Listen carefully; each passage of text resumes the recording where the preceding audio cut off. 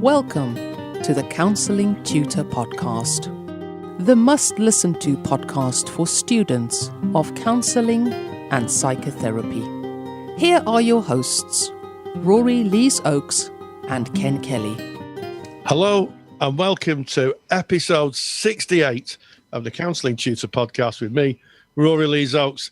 And with me on our voyage of discovery is my good friend and fellow therapist, Mr. Ken Kelly. How are you, Ken? Good to be here. Great episode that we have for you for episode 68. We're going to be opening by looking at expressive therapy and linking that to a question that we had through our Facebook group. We're going to be looking at practice matters today and a really interesting one, reviewing the counselling relationship, where we kind of check in with the client and make sure that they're getting what they intended to get out of it when they came in. And then we're going to close by something which is interesting because it's about goals. And I know that January's not that far away, and so many people were saying, oh, these are my goals for the year. But how do we work with goals within therapy, looking at the pros, the cons on that, but opening up, as we do so often, referring to our Facebook page, Rory? Indeed, and if you want to know where our Facebook page is, you can either search the internet for Counselling Tutor and you'll find our business page. Give us a review, give us a 5-star review. They always ask for the strokes you want, is what I think. I'm only on it. If you can nip onto iTunes and give us a 5-star review, that'd be lovely. So yeah, always ask for the strokes you want. And also we have a closed group which you can access again from Facebook, or if you go to our mother website, counsellingtutor.com, click on the link, top right-hand side, and of course we'll let you in. And there's 16,000, I think, the last look. Wow. People, I know. It's literally a football stadium. It is, and it's definitely adding up there. And some great topics there from students, from tutors from around the world, all people involved in counselling, the study of counselling. And who did we hear from this week, Rory, and what's the question?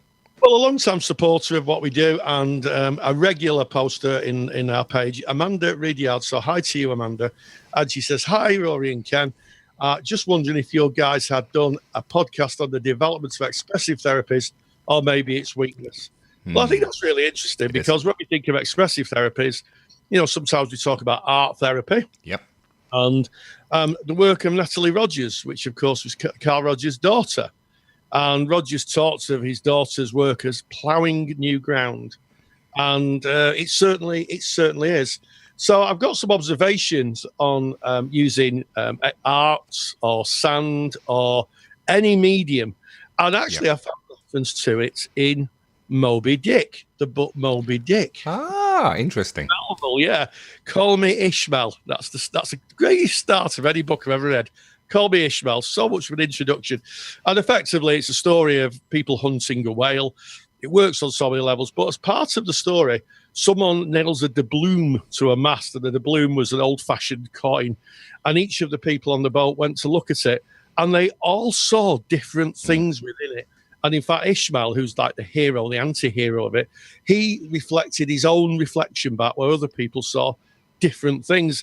And it's something that's been in literature for a long time, where someone's looking at something and it creates either something out of awareness or brings something from subconscious into conscious. So the real person who developed expressive therapy is well known, of course, is Natalie Rogers. I'll give you some observations from residentials, where we use a lot of expressive materials on a residential. I might be giving things away here, like clays, paints. One of the things we do is the mask. I don't know if you remember the mask exercise. Oh, very well, Rory. What we do is we get a mask from an art shop. Usually, they're usually white plastic, and then we ask learners to, on the outside, paint the face they show to the world, but on the inside, the face they show to themselves. And it is really, really a powerful exercise. And many tears we always used to, and I'm not mocking people, please don't misunderstand me, but we always used to make sure we had a lot of tissues around, lots of Kleenex, because it really did impact on learners' incongruence. And in fact, when I've used that same technique in therapy, it has the same effect. And what I would say, Amanda, is that you've asked for disadvantages. Well, the disadvantages in my experience, or the kind of weakness, is the impact. It may be that clients are totally unprepared for the material that comes up, and as a consequence may feel overwhelmed. So I think that if you're using any form of expressive therapy, plays, that type of thing, be aware of the impact, and maybe not warn but alert the client to see if you can work with the feelings that emerge.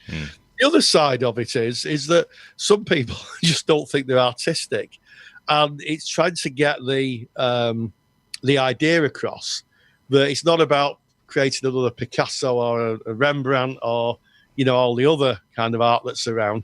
It's about just creating something that forms meaning for you, and that's a really big disadvantage in my experience, certainly with students, because they've all said, well, I'm no good at art. And then what you have to do is very gently explain it's not about creating a huge work of art.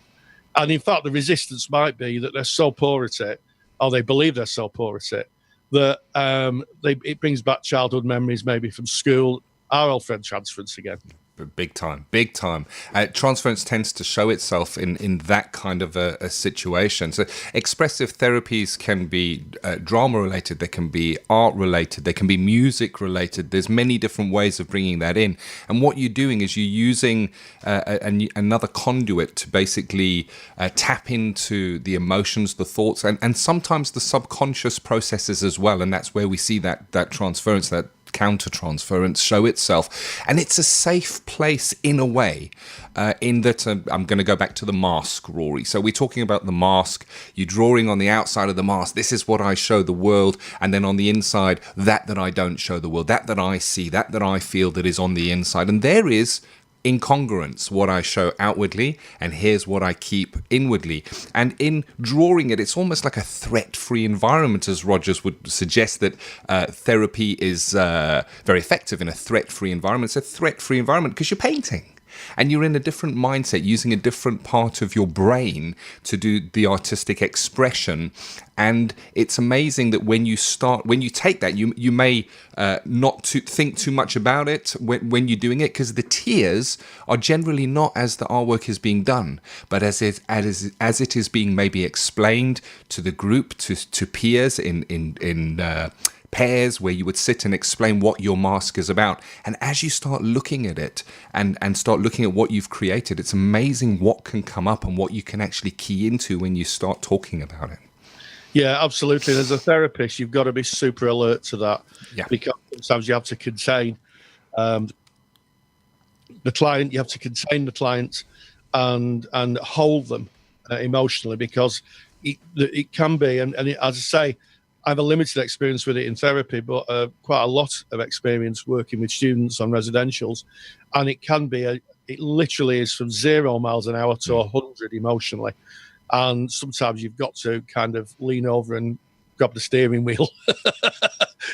Definitely. Help to apply the handbrake, because it can just unlock stuff. So I think that's something that I would observe. Definitely, and of course, very effective in working with children. Maybe with the use of dolls, or for drawings that they can express themselves, and more able to key into emotions and explaining how it is for them via that expressive therapy. I think is maybe a little untapped, because if you look around, it doesn't seem to be a high street norm, expressive therapy, but so effective, having experienced it. And of course, as Rory has already said, it needs to be in the hands of a trained professional. You don't graduate from college, from university as a therapist and then dive straight into expressive therapy. Go and do the CPD, know what you're working with, because from 0 to 100 miles an hour on those emotions, it's tricky, and you really need to be there to hold that person. Absolutely. And one final observation, I used to use pens and creative CD covers when I used to work as a school counsellor. Make yourself I don't know if it'd be a download artwork now, wouldn't it? CDs are a bit last year, aren't they? But make yourself a CD cover. I put on it, and it's amazing what children will put on it and express themselves. Mm-hmm. And they can also be mightily useful if you're working in a triangulation meeting with parents, For sure. where you're kind of working with the child and the parent, and you can show the artwork to the parent with the child's permission, and that's a contract and a lot of supervision, a lot of thought, and sometimes it can bring stuff up from the parents. It can be a gentle reminder to the parent of maybe what they're missing of their child. Yeah, very much so. And to kind of close this off, just one final thought that I have on maybe the weakness or the downside, as that was related in the question. My father, he's been dead for many years now, but he spoke about therapy that he once went to, and he shared with me that he went in to see a therapist where no relationship had formed. It was a brand new relationship, and he came out and he said to me, they got dolls out and they wanted me to play with dolls. And he never went back again, and that was a massive barrier for him. And it just shows that it's about the right person, reading the person, and at the right time, and being able to be with your client. There you go. It put him off. Well, it's all about the relationship and context. Yeah. Context is everything. Indeed it is. So, great topic. Thank you very, very much for that question. And of course, carry on the conversation. Get onto that Facebook page. Come and join those 16,000 like-minded individuals and speak about the questions that you have, because we love to go through there and pick them out for our podcast. So, moving on to Practice Matters, and it's a interesting one, because it I guess can spark debate. We're talking about reviews in counselling, Rory. Yes. It's one of those reviews are a bit like Marmite. You either love it or you hate it. I personally like the idea of reviewing. I think it shows a real ethical consideration. And I'm not saying that people who don't review are not being ethical, but for me, and what a review is that after 6 weeks, you sit down with the client and you say, okay, so, tell me a little bit about how therapy has affected you. Is there anything that's changed? Anything else you want to work with? And it can be very useful to help the client realize what's changed. Sometimes that review is a review from the client's frame of reference, where they say, well, seeing you ask, Rory, I don't do this anymore, and I don't do that anymore, and I definitely don't respond to people in this way anymore. And it can be a real celebration, I think, of change. It can also be an acknowledgement of the work still needed. And I think it's really important. And it's debated within the world of counselling and psychotherapy. Do you do review or not? When I was training, I was taught to do reviews. My supervisor is big on the 6-week review. As she says to me, and what about the 6-week review, Rory? That's how she says it. What about the 6-week review? She's lovely. It's fantastic. And it's in my experience, it really does work. But others think it's not very person-centered, and that's the crux of it, I think. Well, practice does matter. So let's dive into Practice Matters and look at reviews. Practice Matters. Reviewing clients' progress in therapy is a contentious point. Some therapists and supervisors will correctly observe that if the therapist wants a review, then this is coming from their frame of reference, not the client's. I think it's a principled position to take, and one that really finds its roots in classical person-centered therapy, where the client's process is everything and the therapist is just a conduit to reflect the process the client's going through. There is a counter position, and it's a review may be necessary for clients to assess what's changed for them in order to both validate progress and to focus on what other issues may need to be addressed in the sessions that remain. And one of the things I would say is that we live in a world where a lot of certainly free counselling sessions are usually 6, 8 or 12 sessions. And unlike unlimited therapy, it may be that there needs to be right at the beginning in the contract an idea of what the client wants to change. There's an old saying, you without a goal you can't score, and it might be useful, instead of kind of just wallowing around in the therapy room, just working with whatever comes up, to for the client to have an idea on what they want to change. This can be easier said than done, because some clients just feel existentially out of sorts, not connected. So there may not be a goal that you can actually find. It might not be as easy as that. But if there is, maybe something around anxiety, maybe something around relationships or patterns of behaviour, then those things are probably easier to assess than someone who's coming because they just don't feel themselves. The other thing to consider is different therapies have different positions on reviewing. So in classic transactional analysis, Eric Byrne wrote a lot about contracts. He believed that you contracted a therapeutic contract with a client, what they wanted to alter and change. You worked through the arc of therapy, focusing on those. And at the end, once that work was complete, that was it. That was it. The contract had been fulfilled, and basically a client could choose to look at another issue, or they could go away and celebrate their change of script, as they say in transactional analysis. The other aspect, of course, is CBT. Cognitive behavioural therapy has its core measurements, and a lot of CBT therapists use measures to try and sense how sensitive people are to situations or environments or traumatic situations. And that's built into a lot of cognitive behavioural approaches. And then finally, in a lot of healthcare settings, certainly in the UK, in the National Health Service, there's core assessment, which is a box form that you tick off asking the client certain amounts of questions. And then at the end of it, you then tick the boxes again. I'll get the client to tick it, and you can see how much progress has been made.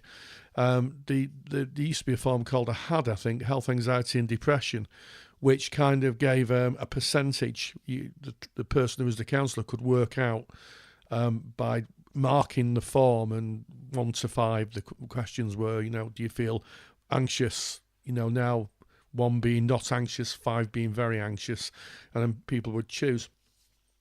So assessment is always been around therapy, but some therapists choose not to actually do what I call soft assessments. They prefer just to let the clients be and explore what's going on for them. If you're wanting to build assessments in, and certainly if you're a student, it may be that your tutors are saying you need to do a 6-week review. I think it can be useful for students to gain a sense of therapeutic change and work with the supervisor with that. Here's some do's.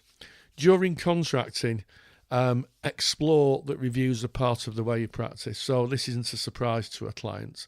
A client knows that within 6 weeks there'll be some sort of review process.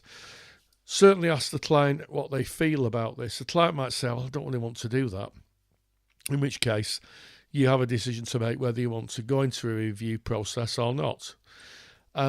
Make it really clear that reviews are not a judgment on their performance, but rather an exploration of where the client is in the therapy process. So I would say that this is just to get some sense of where you're at.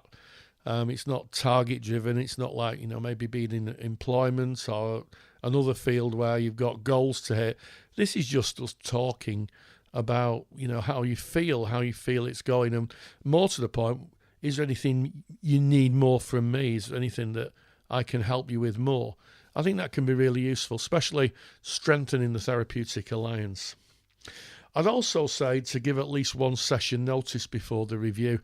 Client doesn't want to come in and then I'll sit down and say, we're having a review today.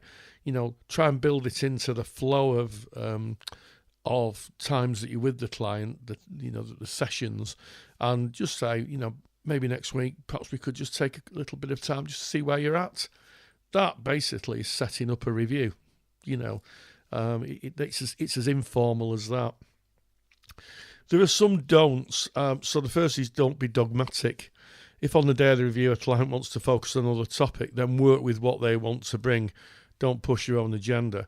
I know that I've thought, well, I'm going to do a review, and I've sat down. The client said, "You never guess what's happened. This has happened in my life."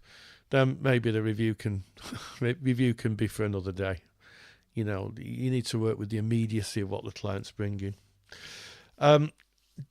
Don't give the impression that if a client has no progress to reflect on, they may have failed. I think this is about wisdom, as I said in the preamble. My view is that if a client comes and he says, "Okay, I just wonder what's going on for you.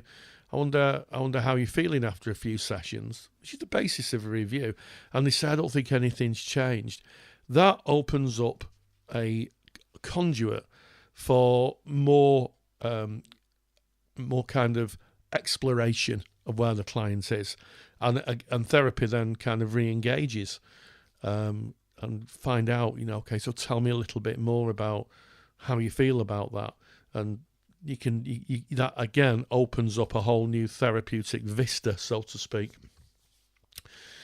Don't panic the client by saying they have so many sessions left, and the inference being that they're running out of time. Part of the review is just to kind of get a sense of where they are, not to kind of be someone stood on the kind of line of a racetrack saying, come on, you've only got another 6 sessions, you've really got to kind of push and work harder. It's not about that. It's about just finding out where they are, what their perceptual experience of being in therapy is. Please remember that progress is a relative thing. What may appear a small movement to you may be massive for the client. And this comes up time and time again, especially when I used to teach, that someone would make someone would say, well, they've not done very well. And I say, okay, tell me a little bit about the client. And they say, well, they're doing this. Sometimes change of behaviour is a very gradual process with trial and error and fear and anxiety attached to it. So, even a small amount of progress is progress. Please be gentle and respectful. We should not leave the client with the impression that they have in some way failed. I think a review should be very respectful and very gentle in inquiry. It's not a case of getting a flip chart out and saying, okay, so how are you getting on with this? And out of 10, 1 being really poorly and 10 being really fantastic. None of that, please. It's just a gentle discussion. I would say it's an inquiry from the therapist. And also, I would say to consider, if you need to review at all clients are different. So even if that is built into your contract, sometimes you may not need to review. The review can be self-generating. Clients may very well come to you through the sessions and say, since I've been seeing you, this has changed, or that's changed, or this is the way I'm thinking now. In which case, really, they're doing a self-review. They don't need any help from you. They're doing the work themselves. And finally, remember, therapy is a process, not an event. Thank you as always, Rory. Always insightful, and I didn't say anything going into this, but I tend towards the side. You said this is reviews are like Marmite coming into your chat there, your practice review, and I tended towards the not doing reviews unless it was kind of brought up by the client. But there is really a strong argument for those reviews in how beneficial they really can be for the therapist, for the client, for the relationship. And of course, if you want to get Rory's super duper handout, you can do that by going to counsellingtutor.com. That's our website. That's kind of that underpins everything that we do. You'll get all our podcasts on there. Just click on the podcast tab. Go to episode number 68. That's today's episode. All the show notes are there. It's kind of a précis of what we spoke about today, with all the links to references, and of course right from that page you can download the handout that Rory has put up there for you. If you are a member of the Counselling Study Resource, what's that? Well, that's the paid side of Counselling Tutor. If you are a member of that, well, that's already been added to your handouts vault. If you're wondering what's a handouts vault, what is the Counselling Study Resource, well, we speak more about that at the very end of today's program. But moving away from reviews and moving into another question that has come in, and this is working with goals, and this also came up from the Facebook page, Rory. It did, and it kind of links into the last thing about reviews, really, doesn't it? It does. It does in a way, and it's from Gemma Price, who's a member of our Facebook page. Hi, Gemma, I'm waving, so there we go. And she says, hi, I'm writing an essay, and just thought I would ask for feedback on your experiences with working with goals with clients, advantages, disadvantages, and challenges. Yeah. And he thoughts, gratefully received. Thank you. Well, there you have it. Like it. Yeah. So yes, goals. Well, I think it's an interesting one. As Rogers said, and I love to quote Rogers in my podcast. All behaviour is goal directed, and I think that's an interesting idea, that people do sets of behaviours to attain a payback of something. And the same thing really happens in therapy, where people are changing their behaviors.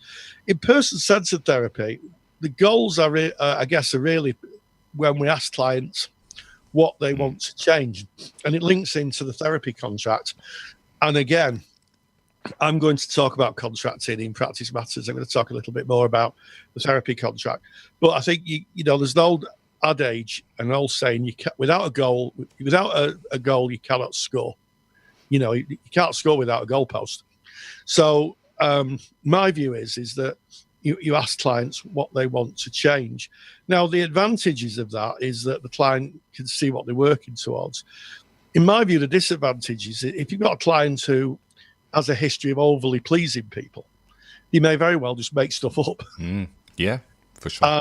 And I think that's the danger. And it comes down, again, to experience, the relationship, and how you put over this. Because what you don't want to be as a therapist is like some kind of therapeutic human resources department where you're sitting someone down and saying, right, okay, what are your goals for this week?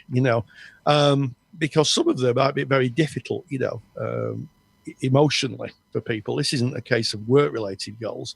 This might be small changes that people work on.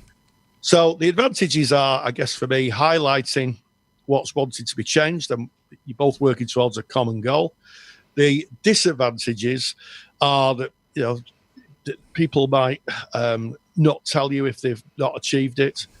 I used the word learning opportunity. I'm not going to use the word mistake. Many years ago as a practitioner, where I was working with a client, and she came in and she said to me, I don't know why I bother coming here because I failed at that, what I said I was going to do last week.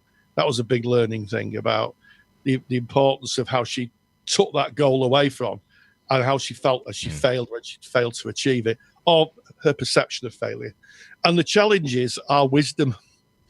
If somebody says, I want to leave my partner, I want to get a new job, and I want to move to the other side of the world, and I want to do that by 3 weeks' time, it might be that you need to think, well, actually, some of goals have to be realistic, I think. Yeah. And sometimes clients come with unrealistic goals, and sometimes that's the therapy. That's the work. Yeah, it's a really interesting topic, and I guess also it's about looking at the modality of therapy that's being used. So if we were doing a cognitive model of therapy, we're going to be working towards goals, and we're going to break those goals down. We're going to have steps to be able to get there to the main goal. But if we look at something like person-centered therapy, where goals are maybe not considered as prominent, I would echo what Rory has said. When that client first presents and you say to that client, I wonder what it is that you're looking to get from coming to counselling, they're going to give you what they're looking for. They're going to give you their goal. And if you can kind of reflect that back, summarize it down and précis it, then you've got something that you are together working towards with this client, and something you can measure against. And as Rory, I work as a clinical supervisor, and in supervision, sometimes supervisees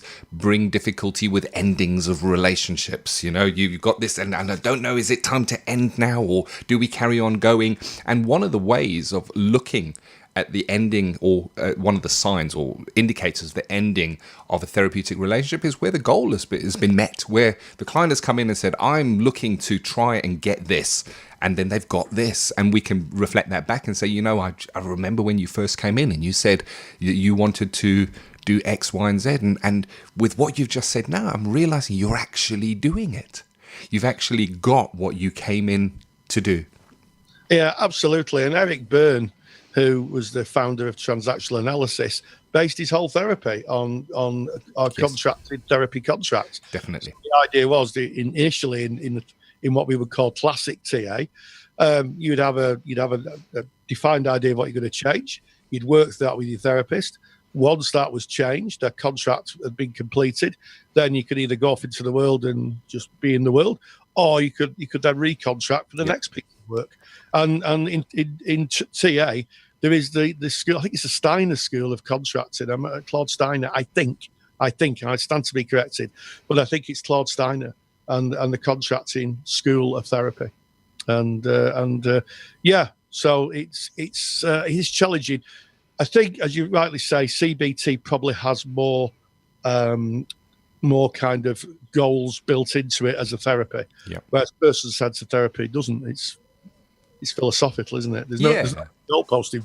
But with that underlying goal, with what they came in for in the first place, and I guess what we need to be mindful of if you're working in a person's, and this is the wisdom, you see, this all ties in to what you were saying there, Rory. The wisdom side of thing is a client may present, I'm making this up, this is not from practice, I need to speak to someone because I don't feel that I've got over the death of my father, is the presenting issue. And it can be inferred from that the goal may be to be more comfortable with the death of your father, or not be so kept up in that. But we may find that as that therapy starts unwrapping and starts becoming real within the therapy room, that's not what they're really bringing. That's what brought them in. That's what sat them in the chair in the first place. That's what they said was the issue. But it may be that there's other stuff that they haven't looked at, and we may see new goals or new directions unwrapping as the therapy unfolds. And with it being person-centered therapy, it's about us as the therapist